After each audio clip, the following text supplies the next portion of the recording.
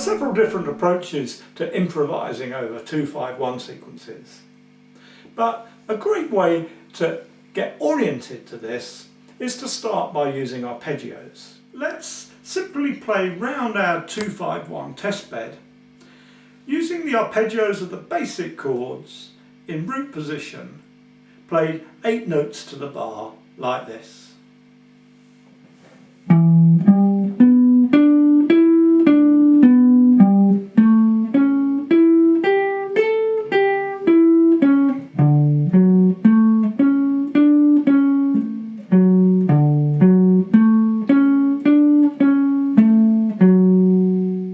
So for the minor 7th arpeggio, start with your first finger on the root note. We'll start on E here at the 12th fret. And that enables you to reach the flat third with your pinky. Then the 5th with your third finger. Your flat 7th note with your first finger. To complete the bar, we then play the arpeggio descending, starting with the 3rd finger on the root octave note. And coming back down exactly the way we went up, via the flat 7, the 5th, and the flat 3rd. But from that flat 3rd, don't be tempted to try to get back to the root note again, because we've already used up our 8 beats for that bar, and it's time to move on to the next chord. So we find the root note for that using our 2nd finger. And that's here on the 5th string, straight across from the 1st root note, because remember, we're moving these chords round the circle of 4ths. And this is the dominant 7th chord, so we follow the formula 1, 3, 5, flat 7.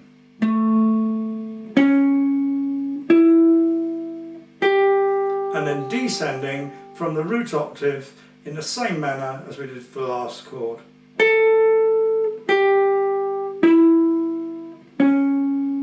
Now we make a bit of a jump down the fretboard 2 frets and down to the bottom string where we grab our next root note, which in this case is D, fret 10 on the bottom string. And we grab it with our 2nd finger again.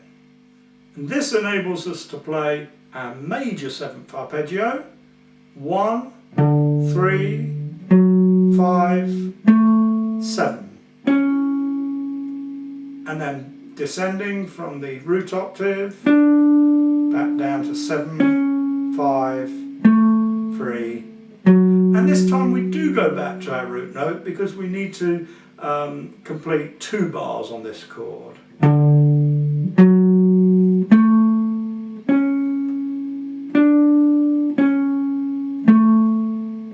So here is the whole of that 2-5-1 in D major, again in slow motion.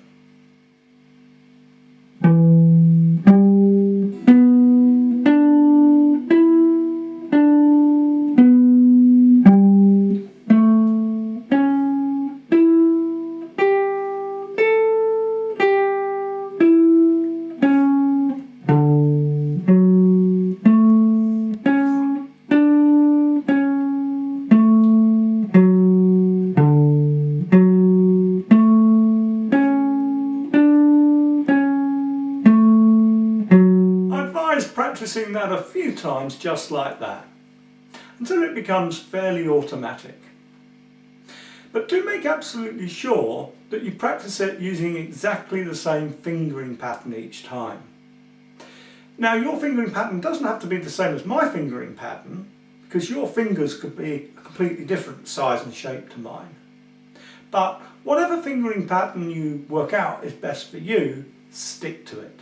Once you have that down, simply play through the sequence once and then switch to playing the minor 7th arpeggio on the same root note as you just completed the major 7th arpeggio. So, starting by thinking in the key of D major, but we start on the chord E minor 7th, up to A dominant 7th, and D major 7th.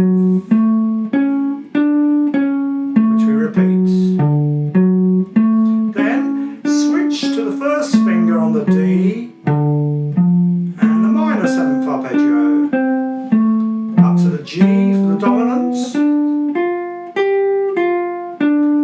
down to C for the major seventh.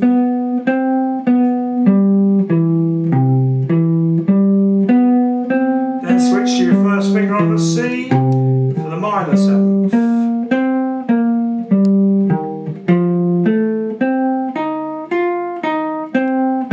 Down to B flat this time for our major seventh. Switch.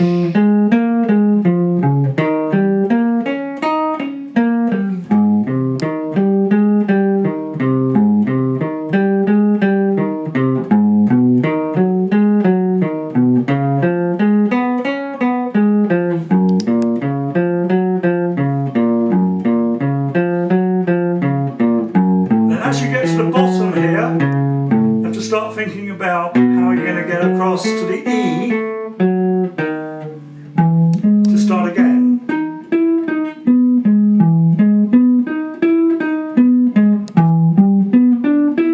And on round for the next round. Below the screen you should find a link to a backing track to go with this lesson.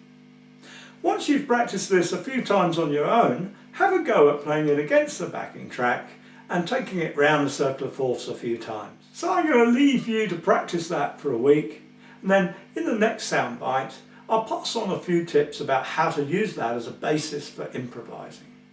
If you found this little video interesting, please click on the like button if there is one, or leave a comment, and do feel free to share the video with your friends.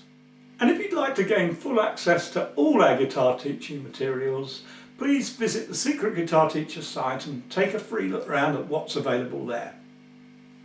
See you again soon.